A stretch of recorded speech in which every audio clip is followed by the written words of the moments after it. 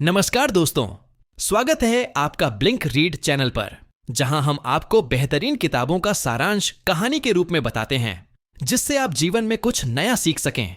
आज हम जिस किताब की बात करने वाले हैं, वह आपको लोगों के दिमाग और इरादों को पढ़ना सिखाएगी। Read people like a book.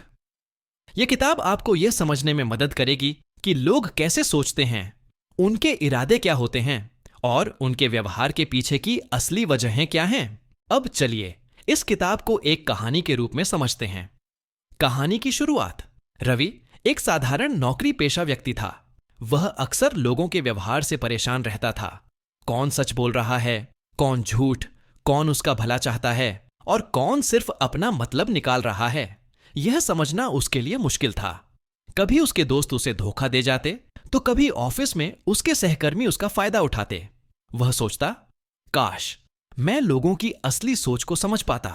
एक दिन उसके बड़े भाई आदित्य ने उसे यह किताब गिफ्ट की और कहा, अगर तुम इस किताब को ध्यान से पढ़ोगे तो लोगों को पहचानना तुम्हारे लिए आसान हो जाएगा। रवि यह सुनकर उत्साहित हो गया और उसी रात किताब पढ़ना शुरू कर दी। जैसे जैसे वह पढ़ता गया, उसकी सोच बदलने लगी। रवि ने किताब का पहला अध्याय खोला। बॉडी लैंग्वेज को पढ़ना सीखो। इसमें बताया गया था कि लोग अक्सर जो बोलते हैं वह सच नहीं होता, लेकिन उनका शरीर हमेशा सच बताता है। रवि ने पढ़ा कि अगर कोई व्यक्ति झूठ बोल रहा हो तो उसकी आंखें ज्यादा पलकें झपकाने लगती हैं। वह बार बार अपने चेहरे को छूता है और उसकी आवाज में हल्का सा कंपन होता है। अगले दिन ऑफिस में जब उसका एक सहकर्मी राजेश कह रहा था कि उसने एक रिपोर्ट तैयार कर ली है, तो रवि ने गौर किया कि राजेश बार बार अपनी नाक छू रहा था और उसकी आवाज हल्की सी कांप रही थी। रवि को समझ में आ गया कि वह झूठ बोल रहा है। उसने तुरंत मैनेजर से रिपोर्ट मांगी और राजेश पकड़ा गया। रवि को अब लगने लगा कि यह किताब सच में काम कर रही है। अब रवि अगले अध्याय पर पहुंचा। लोग क्या सोच रहे हैं, इसे समझो। इस अध्याय में बताया गया था कि किसी की सोच को समझने के लिए उसकी बातचीत पर ध्यान देना जरूरी है। लोग जो शब्द चुनते हैं, उनसे उनकी असली मानसिकता का पता चलता है। अगर कोई बार बार नकारात्मक शब्दों का इस्तेमाल करता है, तो इसका मतलब है कि वह अंदर से नकारात्मक सोच रखता है। रवि ने इस ज्ञान को अपने दोस्त सौरभ पर आजमाया। सौरभ हमेशा कहता था, मुझे लगता है कि मैं कभी सफल नहीं हो पाऊंगा। मेरी किस्मत ही खराब है और मुझे कोई पसंद नहीं करता।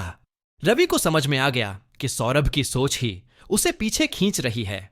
उसने सौरभ से कहा, अगर तुम खुद को नकारात्मक बातें कहोगे तो जिंदगी भी तुम्हें वैसे ही मौके देगी। यह सुनकर सौरभ सोच में पड़ गया और धीरे धीरे उसने अपनी सोच बदलनी शुरू कर दी। रवि अब समझने लगा था कि लोग सिर्फ अपने शब्दों से अपनी असली पहचान बताते हैं। अब बारी थी सबसे महत्वपूर्ण अध्याय की, किसी के इरादों को कैसे समझें।